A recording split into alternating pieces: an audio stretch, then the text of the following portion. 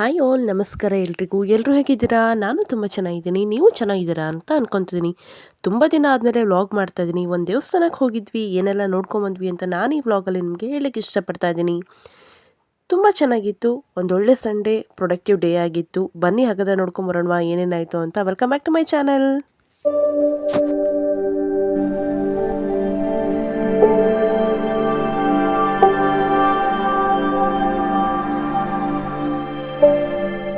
ನಮ್ಮ ಚಿತ್ರದುರ್ಗದಿಂದ ಸುಮಾರು 2 ಗಂಟೆಗಳ ಕಾಲ ನಾವು ಜರ್ನಿ ಮಾಡ್ಕೊಂಡು ಬಂದರೆ ಶ್ರೀ ಕ್ಷೇತ್ರ ಕೊಟ್ಟೂರಿಗೆ ಬರ್ತೀವಿ. ಸೊ ಕೊಟ್ಟೂರು ಎಷ್ಟೋ ಜನದ ಮನೆ ದೇವ್ರು ಕೂಡ ಆಗಿದೆ. ಹಾಗೆ ಸುಮಾರು ಜನ ನೋಡಿದ್ದೀರ ಅಂತಲೂ ಅನ್ಕೊತಾ ಇದ್ದೀನಿ. ಕೊಟ್ಟೂರೇಶ್ವರ ದೇವರಿರುವಂತಹ ಜಾಗನೇ ಈ ಕೊಟ್ಟೂರು. ಸೊ 2 ಗಂಟೆಗಳ ಕಾಲ ನಾವು ಬಸ್ ಹತ್ಕೊಂಡು, ಅಂದರೆ ಗೌರ್ಮೆಂಟ್ ಬಸ್ ಹತ್ಕೊಂಡು ಕೊಟ್ಟೂರಿಗೆ ಬಂದು ಇಳ್ಕೊಂಡ್ವಿ. ಸುಮಾರು ದಿನದ ಕನಸಾಗಿತ್ತು, ಆಸೆ ಆಗಿತ್ತು. ಯಾಕಂದರೆ ನಾವು ದುರ್ಗಕ್ಕೆ ಬಂದು ಸುಮಾರು 20 ವರ್ಷ ಆದರೂ ಕೊಟ್ಟೂರನ್ನ ನೋಡೇ ಇರಲಿಲ್ಲ ನಾವು. ಸೊ ದಿಢೀರ ನನಗೆ ನೆನೆಸ್ಕೊಂಡು ಹೋಗಿ ಬರೋಣ ಅಂತ ಅವತ್ತೊಂದು ದಿನ ಹೊರಟ್ವಿ. ಆ್ಯಕ್ಚುಲಿ ಪ್ರೀವಿಯಸ್ ಸಂಡೇ ಪ್ಲ್ಯಾನ್ ಮಾಡಿದ್ವಿ, ಬಟ್ ಮಳೆ ತುಂಬ ಇತ್ತು, ಹಾಗಾಗಿ ಹೋಗಲಿಲ್ಲ. ಸೊ ಈ ವಾರ ಪ್ಲ್ಯಾನ್ ಮಾಡ್ಕೊಂಡು ಹೋಗಿದ್ವಿ. ಚೆನ್ನಾಗಿತ್ತು, ಬಿಸಿಲಿತ್ತು, ಹಾಗೆ ತಂಪಾದ ಗಾಳಿ ಕೂಡ ಇತ್ತು. ಓಕೆ, ಮ್ಯಾನೇಜಬಲ್ ಅನ್ನೋ ರೀತಿ ಇತ್ತು. ಸೊ ಪ್ಲ್ಯಾನ್ ಮಾಡ್ಕೊಂಡು ಹೊರಟ್ವಿ ನಾವು. ಬೆಳಗಿನ ಜಾವ ನಮಗೆ ಇಲ್ಲಿ 8:45ಗೆ ಒಂದು ಬಸ್ ಸಿಕ್ತು, ಡೈರೆಕ್ಟ್ ಕೊಟ್ಟೂರು. ಆ ಬಸ್ನ ಕ್ಯಾಚ್ ಮಾಡಿಕೊಂಡು ನಾವು ಬಂದಿದ್ದು ಸೀದಾ ಕೊಟ್ಟೂರಿಗೆ. ಇಲ್ಲಿ ನೋಡಿ, ಇದು ಸೇಮ್ ಹಿರೇಮಠ ಅಂತ, ಅಂದರೆ ಮೂಲ ವಿಗ್ರಹ ಇರುವಂತಹ ದೇವಸ್ಥಾನ ಇದು. ಅಂದರೆ ಈ ಕೊಟ್ಟೂರಿನಲ್ಲಿ 3 ಮಠಗಳಿದೆ: ಹಿರೇಮಠ, ತೊಟ್ಟಲ್ ಮಠ, ಮತ್ತು ಇನ್ನೊಂದು ಗದ್ಗೆ ಮಠ ಅಂತ ಏನೋ ಕರೀತಾರೆ, ಅಥವಾ ಗಚ್ಚಿನ ಮಠ ಅಂತಲೂ ಕರೀತಾರೆ. ಸೊ ಇದು ಬಂದು ಹಿರೇಮಠ. ಫಸ್ಟ್ ನಾವು ಬಂದಿದ್ದು ಹಿರೇಮಠಕ್ಕೆ. ಏನು ಸ್ಪೆಷಲಿ ಗರ್ಭಗುಡಿ ಥರ ಏನೂ ಇಲ್ಲ, ಡೈರೆಕ್ಟ್ ಹಿಂಗೆ ಮೆಟ್ಲು ಹತ್ಕೊಂಬರ್ಬೇಕು. ಮೆಟ್ಲು ಹತ್ಕೊಂಬಂದರೆ ಓಪನ್ ಆಗಿ ದೇವರಿದೆ, ಎಲ್ಲರಿಗೂ ಕ್ಲೀನಾಗಿ ದೇವ್ರು ಕಾಣಿಸುತ್ತೆ. ನೀವು ಸೈಡಲ್ಲಿ ನಿಂತ್ಕೊಂಡು ನೋಡ್ಬೋದು, ಕೆಳಗಡೆ ನಿಂತ್ಕೊಂಡು ನೋಡ್ಬೋದು. ಯಾವುದೇ ಥರ ಫೋಟೋ ವೀಡಿಯೋಸ್ ತೊಗೋಬೇಡಿ ಅಂತಲೂ ಹೇಳಲ್ಲ, ನಿಮಗೆ ಅರ್ಜೆಂಟ್ ಕೂಡ ಮಾಡಲ್ಲ. ಅದನ್ನು ನೀಟಾಗಿ ನೋಡಿಕೊಂಡು ನಾವು ಆ ಕಡೆಯಿಂದ ಮುಂದೆ ಬಂದರೆ ಇಲ್ಲಿ ಚೌಡಮ್ಮನ ದೇವಸ್ಥಾನ ಇದೆ. ಅಂದರೆ ಅದ್ರ ನೆಕ್ಸ್ಟು ಬಲಭಾಗದಲ್ಲೇ ಇರುವಂಥ ದೇವಸ್ಥಾನ. ಇಲ್ಲಿ ತೊಟ್ಟಲು ಸೇವೆ ಮಾಡೋರು ಇರ್ತಾರೆ, ಅಂದರೆ ಈ ನಾಮಕರಣ ಮಾಡೋರು ಅಥವಾ ಮಕ್ಕಳಾಗದೇ ಇರೋರು ಇಲ್ಲಿ ಬಂದು ಹರಕೆ ಕಟ್ಕೊಳ್ಳೋದು. ನಾನು ನಿಮಗೆ ತೊಟ್ಲು ತೋರಿಸ್ತಾ ಇದ್ದೀನಿ ನೋಡಿ, ಪುಟಾಣಿ ತೊಟ್ಲಿದೆ. ಅದ್ರ ಕೆಳಗಡೆನೂ ಅಮ್ಮನ ವಿಗ್ರಹ ಇದೆ, ಮೇಲ್ಗಡೆನೂ ಅಮ್ಮನ ವಿಗ್ರಹ ಇದೆ. ಸೊ ಇಲ್ಲಿ ಯೂಶಲಿ ಮಕ್ಕಳಾಗದೇ ಇರೋರು ಅಥವಾ ಅದೇ ಹೇಳಿದ್ನಲ್ಲ, ನಾಮಕರಣ ಮಾಡೋಂಥವರೆಲ್ಲ ಬಂದು ಇಲ್ಲಿ ಮಾಡ್ಕೊಂಡು ಹೋಗ್ತಾರೆ. ಸುಮಾರು ಫಂಕ್ಷನ್ಸ್ ಆಗ್ತಾ ಇತ್ತು ಅವತ್ತು. ನಾಮಕರಣ, ಜವಳ ಅಂತೆಲ್ಲ ಆಗ್ತಾ ಇತ್ತು. ಅದು ಕೂಡ ಇಲ್ಲಿ ನಾನು ನಿಮಗೆ ತೋರಿಸಿದ್ದೀನಿ ಜನ ಎಲ್ಲ ಹೇಗಿದ್ದಾರೆ ಅಂತ. ಈ ಕಂಬಗಳು ಸಿಕ್ಕಾಪಟ್ಟೆ ಶೈನಿಂಗ್ ಇತ್ತು, ಅದಕ್ಕೆ ಮುಟ್ಟು ನೋಡಿದೆ ನಾನು, ಎಣ್ಣೆ ಏನಾದರೂ ಹಚ್ಚಿದಾರಾ ಅಂತ. ಎಣ್ಣೆ ಥರ ಏನೂ ಇಲ್ಲ, ಬಟ್ ಶೈನಿಂಗ್ ಮಾತ್ರ ಸಿಕ್ಕಾಪಟ್ಟೆ ಹೊಳಿತಾ ಇತ್ತು ಮಾತ್ರ ಕಂಬಗಳು. ಸೊ ಇದನ್ನು ನೋಡಿಕೊಂಡು ನಾವು ಚೌಡಮ್ಮನ ದೇವಸ್ಥಾನದಲ್ಲಿ ಕೈ ಮುಕ್ಕೊಂಡು, ಇಲ್ಲಿ ನಿಮಗೆ ತೋರಿಸ್ತಾ ಇದ್ದೀನಲ್ಲ ಜನ ಹೇಗೆ ಕುತ್ಕೊಂಡಿದ್ದಾರೆ ಅಂತ. ಇದೆಲ್ಲ ಫಂಕ್ಷನ್ ಮಾಡ್ಲಿಕ್ಕೆ ಬಂದಿರೋರು. ಸೊ ನಾನು ನಿಮಗೆ ಈಗ ರೈಟ್ ಸೈಡಿಂದ ಬಾಗಿಲು ಏನು ತೋರಿಸ್ತಾ ಇದ್ದೀನೋ ಅದು ಮೂಲ ವಿಗ್ರಹ ಹಿರೇಮಠದ್ದು, ಅಂದರೆ ಕೊಟ್ಟೂರೇಶ್ವರ ದೇವಸ್ಥಾನ. ಅಲ್ಲಿಂದ ಡೈರೆಕ್ಟ್ ಬಂದರೆ ಶ್ರೀ ಚೌಡೇಶ್ವರಿ ಅಮ್ಮನವರ ದೇವಸ್ಥಾನ ಅಂತ ಹೀಗಿದೆ.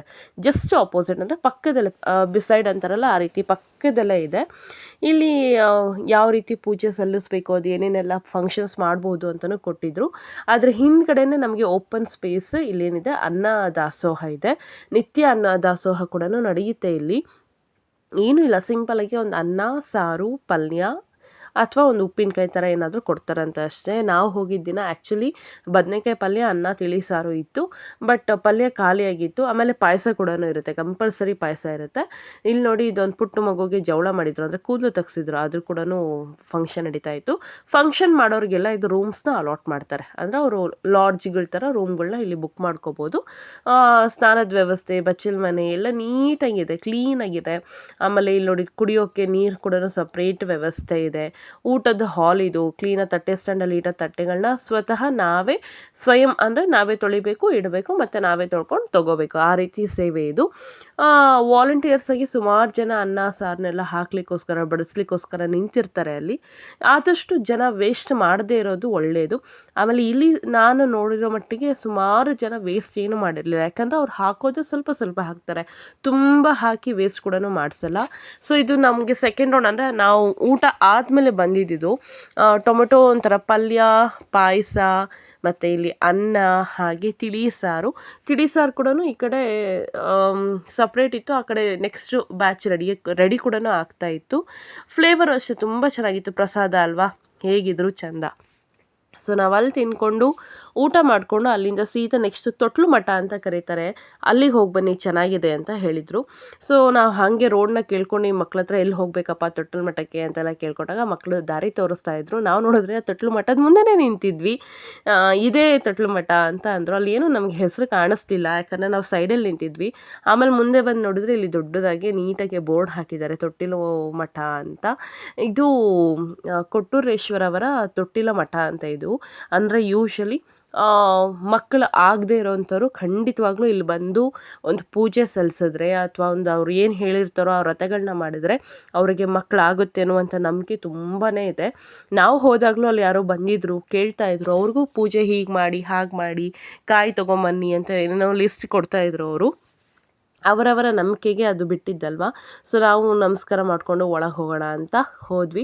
ಬಟ್ ಏನು 3 ಮಠದಲ್ಲಿ ನನಗೆ ಸಿಮಿಲಾರಿಟಿ ಕಂಡಿದ್ದೇನು ಅಂದರೆ 3 ವಿಗ್ರಹಗಳು ಎಲ್ಲ ಈಶ್ವರನ ದೇವಸ್ಥಾನಗಳೇ, 3 ವಿಗ್ರಹಗಳು ಒಂದೇ ರೀತಿಯಲ್ಲೇ ಇತ್ತು. ಬಟ್ 3ನೇ ಮಠ ನೆಕ್ಸ್ಟ್ ಇದಾದಮೇಲೆ ನಾನು ನಿಮ್ಮನ್ನೇನು ಕರ್ಕೊಂಡು ಹೋಗ್ತೀನೋ ಅದು ಜೀವಂತ ಸಮಾಧಿ ಆಗಿರುವಂಥ ಜಾಗ ಅಂತೆ. ಇದೊಂಥರ ನೋಡಲಿಕ್ಕೆ ಈ ಹಳೇ ಕಾಲದ ದೇವಸ್ಥಾನಗಳಿರುತ್ತಲ್ಲ ಆ ರೀತಿ ಕಾಣಿಸ್ತಾ ಇತ್ತು. ಇರಬಹುದು ಚಾಳುಕ್ಯ ಕಾಲದ್ದು, ಕದಂಬರ ಅಥವಾ ಹೊಯ್ಸಳ ಕಾಲದ್ದೇ ಇರಬಹುದು. ಬಟ್ ನೋಡಲಿಕ್ಕೆ ತುಂಬ ಪ್ರಶಾಂತತೆಯಿಂದ ಕೂಡಿತ್ತು. ಒಂಥರ ಪಕ್ಷಿಗಳ ಚಿಲಿಪಿಲಿ ಸದ್ದು ಕ್ಲೀನಾಗಿ ಕೇಳಿಸ್ತಾ ಇತ್ತು. ನೋಡಿ ಇದೇ ತೊಟ್ಟಿಲ ಮಠ. ಈ ತೊಟ್ಲು ಮಠಕ್ಕೆ ನಿಮಗೆ ಗರ್ಭಗುಡಿ ಕಾಣಿಸುತ್ತೆ. ಹಿರೇಮಠದಲ್ಲಿ ಗರ್ಭಗುಡಿ ಥರ ಏನೂ ಇರಲಿಲ್ಲ. ಸೊ ತೊಟ್ಟಿಲು ಮಠದ ಒಳಗಡೆ ಈ ಥರ ಈಶ್ವರ ಲಿಂಗು ಇದೆ. ಸೊ ತೊಟ್ಟಿಲ ಮಠ ಅಂದರೆ ಯಾಕೆ ಕರೀತಾರೆ ಅಂತ ಕೇಳಿದಾಗ ಇಲ್ಲಿ ಶ್ರೀ ಸ್ವಾಮಿಯ ತೊಟ್ಟಿಲ ದರ್ಶನ ದ್ವಾರ ಅಂತ ಇತ್ತು. ಈ ಕೃಷ್ಣ ಮಠದಲ್ಲಿ ಕನಕನ ಕಿಂಡಿ ಇದೆ ಅಲ್ಲ, ಆ ರೀತಿ ಸಣ್ಣದೊಂದು ಕಿಂಡಿ ಇದೆ. ಅಲ್ಲಿ ಬಗ್ಗೆ ನೋಡಿದ್ರೆ ಇಲ್ಲೊಂದು ಬೆಳ್ಳಿ ತೊಟ್ಲಿದೆ.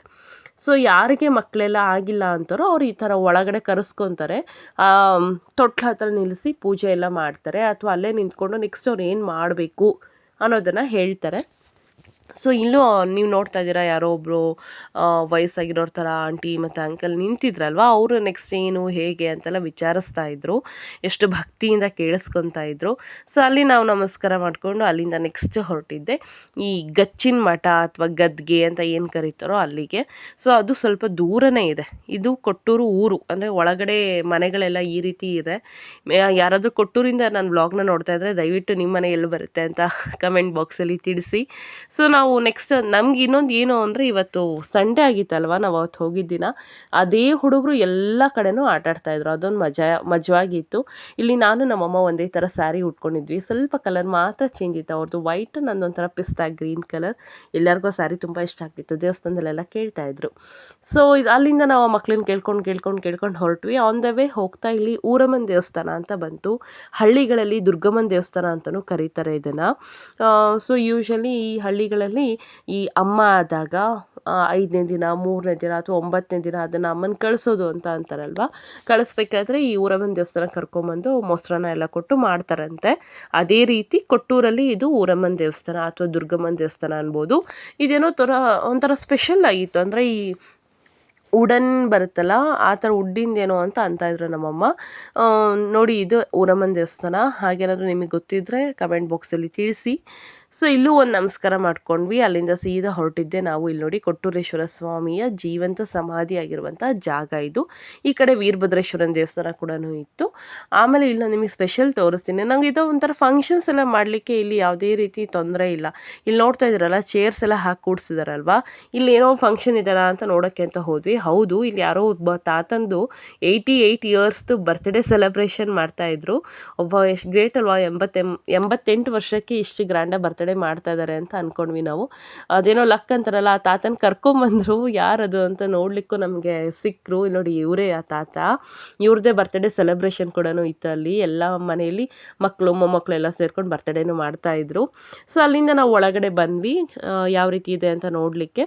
ಇದು ಅಷ್ಟೇ ಸ್ವಲ್ಪ ಒಳಗಡೆನೇ ಹೋಗಬೇಕು, ಒಂಥರ ಸುತ್ತು ಪ್ರದಕ್ಷಿಣೆ ಹಾಕ್ದಂಗೆ. ಬಟ್ ಈ ದೇವಸ್ಥಾನದಲ್ಲಿ ಏನಂದ್ರೆ ಸುತ್ತು ಎಲ್ಲ ದೇವ್ರುಗಳಿದ್ದಾವೆ, ವೆರೈಟೀಸು. ಆಮೇಲೆ ಅದಾದಮೇಲೆ ನಾವು ಸೀದಾ ಗಚ್ಚಿನ ಮಠ ಅಂತಲೂ ಕರೀತಾರೆ, ಗದ್ಗೆ ಅಂತಲೂ ಕರೀತಾರೆ, ಶ್ರೀ ಗುರು ಕೊಟ್ಟೂರೇಶ್ವರವರ ಗದ್ಗೆ ಅಂತಲೂ ಕರೀತಾರೆ ಇದನ್ನು. ಅಲ್ಲಿ ಹೋಗಿ ನಮಸ್ಕಾರ ಮಾಡ್ಕೊಂಬರೋಣ ಅಂತ ಹೋದ್ವಿ. ಎಲ್ಲ ಕಡೆನೂ ನಿಮಗೆ ತೀರ್ಥ ಮತ್ತು ಈ ಬಿಲ್ಪತ್ರೆಯನ್ನು ಕೊಡ್ತಾರೆ. ಅಂದರೆ ಹೂಕ್ಕಿಂತಲೂ ಜಾಸ್ತಿ ಬಿಲ್ಪತ್ರೆ ಕೊಡ್ತಾರೆ. ಅಥವಾ ನೀವೇನಾದರೂ ವೆಹಿಕಲಲ್ಲಿ ಹೋಗಿದ್ರೆ ನಮಗೊಂದು ಹಾರ ಕೊಡಿ ಅಂತ ಕೇಳಿದರೆ ಖಂಡಿತ ಹಾರನೂ ಕೊಡ್ತಾರೆ. ಯೂಶ್ವಲಿ ಅಲ್ಲಿ ಎಲ್ಲರೂ ಸ್ವಾಮಿಗೆ ಹಾರನ ತಂದಿರ್ತಾರೆ. ಅದೇ ಹಾರನೇ ಮುಟ್ಟಿಸ್ಬಿಟ್ಟು ನಿಮಗೂ ಕೂಡ ಕೊಡ್ತಾರೆ. ಇದು ಬಂದು ಗಚ್ಚಿನ ಮಠ. ನೀವು ನೋಡ್ತಾ ಇರ್ಬೋದು, 3 ನಮಗೆ ನೋಡಲಿಕ್ಕೆ ಒಂದೇ ರೀತಿ ಕಾಣಿಸುತ್ತೆ. ಹಿರೇಮಠ ಆಗಿರ್ಬೋದು, ತೊಟ್ಲು ಮಠ ಆಗಿರ್ಬೋದು, ಅಥವಾ ಈ ಗಚ್ಚಿನ ಮಠ ಆಗಿರ್ಬೋದು, ಒಂದೇ ರೀತಿ ಕಾಣಿಸುತ್ತೆ. ಆದರೆ ಅದರಿನ ವಿಶೇಷತೆಗಳೆಲ್ಲ ಬೇರೆ ಬೇರೆ ಇರುತ್ತೆ ಅಷ್ಟೇ. ಇದು ನೋಡಿ, ಶ್ರೀ ಗುರು ಕೊಟ್ಟೂರೇಶ್ವರ ಸ್ವಾಮಿಗೆ ಮೊಘಲ್ ಚಕ್ರವರ್ತಿ ಕೊಟ್ಟಂತಹ ಮಂಚ ಅಂತೆ. ಎಂಥದೋ ಮುತ್ತಿನ ಮಂಚ ಅಂತನೋ ಏನೋ ಇತ್ತು ಅಲ್ಲಿ. ಸೊ ಅಲ್ಲಿ ಎಲ್ಲ ಮುಟ್ಟಿ ನಮಸ್ಕಾರ ಮಾಡ್ಕೊತಾ ಇದ್ರು. ನಾವು ಕೂಡ ಮುಟ್ಟಿ ನಮಸ್ಕಾರ ಮಾಡ್ಕೊಂಡ್ವಿ. ಅಲ್ಲಿ ಒಂದು ಪಾದುಕೆ ಕೂಡ ಇತ್ತು ನೋಡಿ, ಮಣಿಮಂಚ. ಎಸ್, ಮುತ್ತಿನ ಮಂಚ ಅಲ್ಲ, ಮಣಿಮಂಚ ಅಂತ ಏನೋ ಇತ್ತು. ಮೇಲ್ಗಡೆ ಒಂದು ತೊಟ್ಲಿತ್ತು, ಬಟ್ ತೊಟ್ಲಲ್ಲಿ ಏನೂ ಇರಲಿಲ್ಲ. ಅಲ್ಲೆಲ್ಲ ನಮಸ್ಕಾರ ಮಾಡಿಕೊಂಡು ನಾವು ನೆಕ್ಸ್ಟ್ ಹೊರಡೋಣ ಅಂತ ಹೊರಗಡೆ ಬಂದ್ವಿ. ಕೊಟ್ಟೂರಿಗೆ ಬಂದಮೇಲೆ ಮೆಣಸಿನ್ಕಾಯಿ ತಿನ್ನಲಿಲ್ಲ ಅಂದರೆ ಹೇಗೆ, ಸಮಾಧಾನನೇ ಆಗಲ್ಲ ಅಲ್ವಾ. ಸೊ ಕೊಟ್ಟೂರಲ್ಲಿ ಮೆಣಸಿನ್ಕಾಯಿ ತುಂಬ ಫೇಮಸ್ ಅಂತಾರೆ ಅಂತ ತೊಗೊಂಡ್ವಿ. ಬಟ್ ನನಗೆ ನಮ್ಮಮ್ಮ ಮಾಡೋ ಮೆಣಸಿನ್ಕಾಯಿನೇ ಸಿಕ್ಕಾಪಟ್ಟೆ ಇಷ್ಟ ಆಯಿತು. ಅದ್ರ ಮುಂದೆ ಅಂತ ಏನು ಸ್ಪೆಷಲ್ ಅನ್ನಿಸ್ಲಿಲ್ಲ ನನಗೆ. ಅಮ್ಮ ಸಖತ್ತ ಮಾಡ್ತಾರೆ ಮೆಣಸಿನ್ಕಾಯಿ. ಸೊ ಅಲ್ಲಿಂದ ನಾವು ಸೀದಾ ಹೊರಟಿದ್ದೆ ಉಜ್ಜಿನಿ ಮಠಕ್ಕೆ. ಅಲ್ಲಿಂದ ಕೊಟ್ಟೂರಿಂದ ಉಜ್ಜಿನಿ ಜಸ್ಟ್ 15 ಕಿಲೋಮೀಟರ್ಸ್ ಅಷ್ಟೇ. ಸೊ ಉಜ್ಜಿನಿ ಮಠಕ್ಕೆ ಹೋಗಿ ಕೈ ಮುಕ್ಕೊಂಡು ಬರೋಣ ಅಂತ ಅಲ್ಲಿ ಹೋದ್ವಿ. ಇದು ನೋಡಿ, ಯಾವುದೋ ಒಂದು ಗೋಪುರ, ಇಲ್ಲೆಲ್ಲ ಎಣ್ಣೆ ಹಾಕ್ತಾರಂತೆ. ಫುಲ್ ಆಯಿಲಿ ಇತ್ತು ಅದು ಗೋಪುರ ಪೂರ್ತಿ. ಒಂದು ಯಾವುದೋ ರಥೋತ್ಸವ ಟೈಮಲ್ಲಿ ಅದಕ್ಕೆ ಎಣ್ಣೆ ಸಮರ್ಪಣೆ ಮಾಡುವಂತಹ ಗೋಪುರ ಅಂತ ಇದು. ನಿಮಗೆ ದೂರದಿಂದ ಹೇಗೆ ಕಾಣಿಸ್ತದೆ ಗೊತ್ತಿಲ್ಲ, ಬಟ್ ಒಳಗಡೆ ಅಂತೂ ಫುಲ್ ಎಣ್ಣೆ ಇದೆ. ಇನ್ನು ಇದು ಕೂಡ ಅಷ್ಟೇ ದೇವಸ್ಥಾನ, ಉಜ್ಜಿನಿಯ ಜಗದ್ಗುರು ಮರಳು ಸಿದ್ದೇಶ್ವರ ಸ್ವಾಮಿ ದೇವಸ್ಥಾನ ಅಂತ. ಹೀಗೊಂದು ಪ್ರದಕ್ಷಿಣೆ ಹಾಕ್ಕೊಂಡು ನೀವು ದೇವಸ್ಥಾನಕ್ಕೆ ಹೋಗಬೇಕು. ಇದು ಅಷ್ಟೇ ಈಶ್ವರನ ದೇವಸ್ಥಾನನೇ. ಇಲ್ಲಿ ನೀವು ನೋಡ್ತಾ ಇದ್ದೀರಾ, ಸುತ್ತ ಮತ್ತೆ ಬೇರೆ ಬೇರೆ ಥರದ ದೇವ್ರುಗಳೆಲ್ಲ ಇದೆ. ಸಪ್ರೇಟ್ ದೊಡ್ಡ ದೊಡ್ಡ ಗರ್ಭಗುಡಿ ಕೂಡ ಇದ್ದಾವೆ. ಈ ಗೋಪಾಲಕೃಷ್ಣ ಆಗಿರ್ಬೋದು, ಮುರಳೀಕೃಷ್ಣ ಆಗಿರ್ಬೋದು, ಇಲ್ಲಿ ನೋಡಿ ಆಂಜನೇಯ, ಆಮೇಲೆ ವೀರಭದ್ರೇಶ್ವರ ಸ್ವಾಮಿ, ಎಷ್ಟೊಂದು ದೇವಸ್ಥಾನಗಳಿದೆ, ಎಷ್ಟೊಂದು ವಿಗ್ರಹಗಳಿದೆ. ಆ್ಯಕ್ಚುಲಿ ಇಲ್ಲಿ ಫೋಟೋ ಅಲೋ ಇಲ್ಲ ಅಂತ ಬೋರ್ಡ್ ಹಾಕಿದ್ರು. ಹಾಗಾಗಿ ನಾನು ಸ್ವಲ್ಪ ಕ್ಯಾಮ್ರಾ ಹೈಡ್ ಮಾಡ್ಕೊಂಡಿದ್ದೆ. ಕ್ಯಾಮ್ರಾ ಆನ್ ಮಾಡಿಕೊಂಡು ನೋಡೋಣ ಹೇಗೆ ಆಗುತ್ತೋ ಇಲ್ಲೋ ಅಂತ. ಬಟ್ ಇಮ್ಮಿಡಿಯೇಟ್ಲಿ ನನ್ನ ಮುಂದೆ ಯಾರೋ ಒಬ್ಬರು ಫೋಟೋ ತಗೊಂಡ್ರು. ಅವ್ರಿಗೇನೂ ಹೇಳಲಿಲ್ಲ. ಕ್ಲೀನಾಗಿ ಅವ್ರು ಒಂದು 2 ನಿಮಿಷ ನಿಂತ್ಕೊಂಡು ಫೋಟೋ ವೀಡಿಯೋ ಮಾಡಿಕೊಂಡ್ರು. ಹಾಗಾಗಿ ನನಗೂ ಸ್ವಲ್ಪ ಧೈರ್ಯ ಬಂತು, ಓಕೆ ಏನು ಮಾಡಲ್ಲ ಅಂತ ಅಂದ್ಕೊಂಡು ಆಮೇಲೆ ನೀಟಾಗಿ ಫೋಟೋ ತೊಗೊಂಡೆ. ಅದಕ್ಕೆ ಇಲ್ಲಿ ನಮ್ಮ ತಂದೆದು ಶರ್ಟ್ ಕಾಣಿಸ್ತಾ ಇದೆ ನಿಮಗೆ, ನಾನು ಹೈಡ್ ಮಾಡಿ ಇಟ್ಕೊಂಡಿದ್ರಿಂದ ಇದಾದಮೇಲೆ ನೋಡೋಣ ಅಂತ ಅಂದ್ಬಿಟ್ಟು ಓಕೆ ವೀಡಿಯೋ ತೆಗಿಯೋಕ್ಕೆ ಹೇಳಿದಾರಲ್ಲ, ಏನೂ ಮಾಡಲ್ಲ ಅಂದ್ಕೊಂಡು ಹೋಗಿ ತೊಗೊಂಡೆ ನಾನು. ಇದು ಅಷ್ಟೇ ನೋಡಿ, ಮರಳು ಸಿದ್ದೇಶ್ವರ ಸ್ವಾಮಿ ಅಂತ ಇದು ಉಜ್ಜಿನಿ ಮಠ. ಸೊ ಇಲ್ಲಿ ನಾನು ನಮಸ್ಕಾರ ಮಾಡಿಕೊಂಡು ಹಾಗೆ ಹೊರಗೆ ಬಂದ್ವಿ.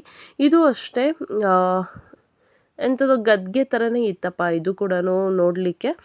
ಮತ್ತು ಮುಂದ್ಗಡೆ ಒಂದು ಬೆಳ್ಳಿ ಬಸವಣ್ಣ ಕೂಡ ಇತ್ತು. ಬಟ್ ಏನು ಅಂದರೆ ತುಂಬ ಪ್ರಶಾಂತತೆ ಇತ್ತು. ದೇವಸ್ಥಾನ ಫುಲ್ ಕಲ್ಲಿಂದಾಗಿರೋದ್ರಿಂದ ಹಳೇ ಕಾಲದ ದೇವಸ್ಥಾನ ಇದು. ಆರಾಮಾಗಿ ನೆಮ್ಮದಿಯಿಂದ ಕುತ್ಕೋಬಹುದು. ಯಾರೂ ನಿಮಗೆ ಅರ್ಜೆಂಟ್ ಮಾಡಲ್ಲ, ಹೊರಡಿ ಅನ್ನಲ್ಲ, ಏನೂ ಹೇಳಲ್ಲ. ಅಲ್ಲಿಂದ ಹೊರಗಡೆ ಬಂದರೆ ಒಂದು ಬಸವಣ್ಣ ಇತ್ತು, ಬಸವಣ್ಣಗೂ ನಮಸ್ಕಾರ ಮಾಡ್ಕೊಂಡ್ವಿ. ದೇವಸ್ಥಾನ ಅಂತ ಹೋದ್ಮೇಲೆ ಇಷ್ಟೇ ಅಲ್ವಾ, ಒಂದಲ್ಲ ಒಂದು ದೇವ್ರುಗಳೇ ಕಾಣ್ತಾ ಇರುತ್ತೆ. ಅದನ್ನೆಲ್ಲ ನೋಡಿಕೊಂಡು ಸೀದಾ ನಾವು ಅಲ್ಲಿಂದ ಗಾಣಗಟ್ಟೆ ಮಾಯಮ್ಮ ಅಂತ ಇದೆ. ಅಂದರೆ ಇದನ್ನು ರೂಪಾಯಿ ಮಾಯಮ್ಮ ಅಂತಲೂ ಕರೀತಾರೆ. ಈ ಉಜ್ಜಿನಿಯಿಂದ ಮತ್ತೆ ಒಂದು 15 ಕಿಲೋಮೀಟ್ರ್ ಅಥವಾ 20 ಕಿಲೋಮೀಟ್ರ್ ಮುಂದೆ ಬಂದರೆ ಗಾಣಗಟ್ಟೆ ಅಂತ ಸಿಗುತ್ತೆ. ರೂಪಾಯಿ ಮಾಯಮ್ಮ ಅಂತ ಈ ದೇವಿಗೆ ಹೆಸರು. ಅಂದರೆ ವಿಶೇಷತೆ ಏನು ಅಂದರೆ, ಇಲ್ಲಿ ನೋಡಿ ನಾನು ನಿಮಗೆ ತೋರಿಸ್ತೀನಿ, ಎಲ್ಲ ದುಡ್ಡಿನ ಹಾರ, ದುಡ್ಡಿಂದು ಕಾಯಿನ್ಸು. ನೀವು ಏನು ಹಾರ ನೋಡ್ತೀರಾ, ಇದು ಹೂವಲ್ಲ, ದುಡ್ಡು. 20 ರೂಪೀಸ್ ನೋಟ್ನ ಆ ರೀತಿ ಫೋಲ್ಡ್ ಮಾಡಿ ಹಾಕಿರೋದು. ಈ ದೇವಿಗೆ ಅಲಂಕಾರ ಮಾಡೋದೇ ದುಡ್ಡಲ್ಲಿ. ನಿಮಗೆ ಕಾಣಿಸ್ತಾ ಇದೆ ಅನಿಸುತ್ತಾ, 500, 200, 100 ರೂಪೀಸ್ ನೋಟು. ಆಮೇಲೆ ನೀವೇನೇ ಸಮರ್ಪಣೆ ಮಾಡಬೇಕು, ನೀವೇನೇ ಒಂದು ಹರಕೆ ಕಟ್ಕೋಬೇಕು ಅಂದರೆ ಇದನ್ನು ದುಡ್ಡಲ್ಲೇ ಕಟ್ಕೋಬೇಕು. ಇಲ್ಲಿ ನೋಡಿ, ದುಡ್ಡಿನ ಮಂಟಪ ಇದೆ. ಆಮೇಲೆ ಮಾಯಮ್ಮ ಅಂತ ನಿಮ್ಗೇನು ಹೆಸರು ಬರೆದಿರೋದು ಕಾಣಿಸುತ್ತೋ ಅದೆಲ್ಲದು ದುಡ್ಡು. ಇದು ಪೂರ್ತಿ ಕಂಪ್ಲೀಟ್ ಹಾರ, ನೋಟಿಂದೇ ಹಾರ, 20 ರೂಪಾಯಿ ಹಾರ. ಇಲ್ಲಿ ನೋಡಿ 1 ರೂಪಾಯಿ ಕಾಯಿನ್ಗಳೆಲ್ಲ ಜೋಡಿಸಿ ಕೊಟ್ಟಿರೋಂಥದ್ದು. ಅಂದರೆ ನೀವು ಹಿಂಗೆ ಮಗು ಆದರೆ ನಾನು ಇಷ್ಟು ಕೊಡ್ತೀನಿ ಅಷ್ಟು ಕೊಡ್ತೀನಿ ಅಂತ ಏನಾದರೂ ಅಂದ್ಕೊಂಡ್ರೆ ಪ್ರತಿಯೊಂದು ನೀವು ದುಡ್ಡಲ್ಲೇ ಕೊಡಬೇಕು. ನೀವೇನೇ ಆರ್ಟ್ ಮಾಡಿ ಕೊಟ್ಟರು ದುಡ್ಡಲ್ಲೇ ಕೊಡಬೇಕು. ಅದೇ ಇಲ್ಲಿ ವಿಶೇಷತೆ.